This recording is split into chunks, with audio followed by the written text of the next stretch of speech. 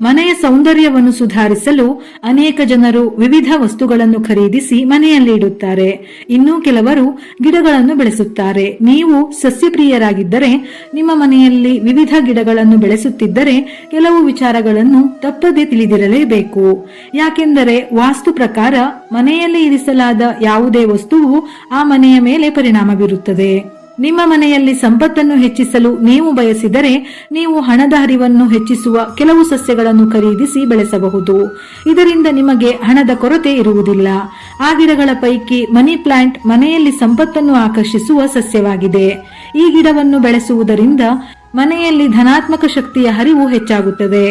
ಇದರಿಂದ ಮನೆಯಲ್ಲಿ ಹೆಚ್ಚಿನ ಹಣ ಸಮೃದ್ಧಿ ಇರುತ್ತದೆ. ಇದರ ಜೊತೆಯಲ್ಲಿ ಮನೆಯಲ್ಲಿರುವ ಜನರು ಸಹ ಪ್ರಗತಿಯನ್ನು ಕಾಣುತ್ತಾರೆ.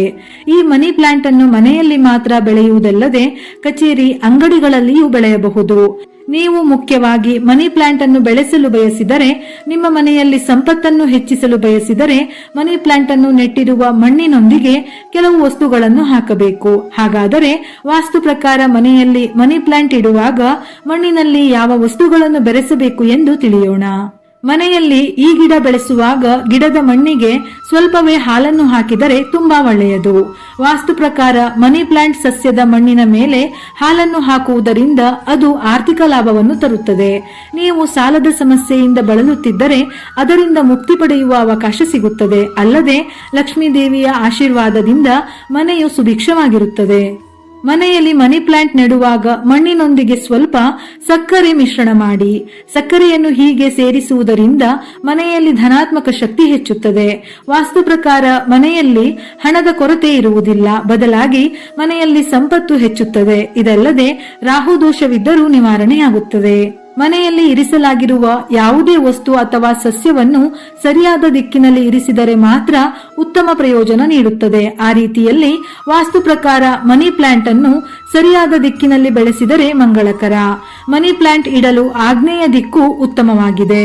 ಗಣೇಶನು ಈ ದಿಕ್ಕಿನ ಅಧಿಪತಿಯಾಗಿದ್ದು ಶುಕ್ರನನ್ನು ಈ ದಿಕ್ಕಿನ ಗ್ರಹವೆಂದು ಪರಿಗಣಿಸಲಾಗಿದೆ. ಈ ದಿಕ್ಕಿನಲ್ಲಿ ನೆಟ್ಟ ಮನಿ ಪ್ಲಾಂಟ್ ಮನೆಗೆ ಸಂಪತ್ತು, ಸಂತೋಷ ಮತ್ತು ಸಮೃದ್ಧಿಯನ್ನು ತರುತ್ತದೆ. ಮನೆಯಲ್ಲಿ ಮನಿ ಪ್ಲಾಂಟ್ ನೆಟ್ಟ ನಂತರ ಅದರ ಬೇರಿಗೆ ಕೆಂಪು ದಾರವನ್ನು ಕಟ್ಟಬೇಕು.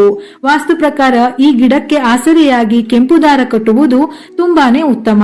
ಈ ಕೆಂಪು ದಾರವನ್ನು ಕಟ್ಟಲು ವಿಶೇಷ ಪೂಜೆಯನ್ನು ಕೂಡ ಮಾಡಲೇಬೇಕು.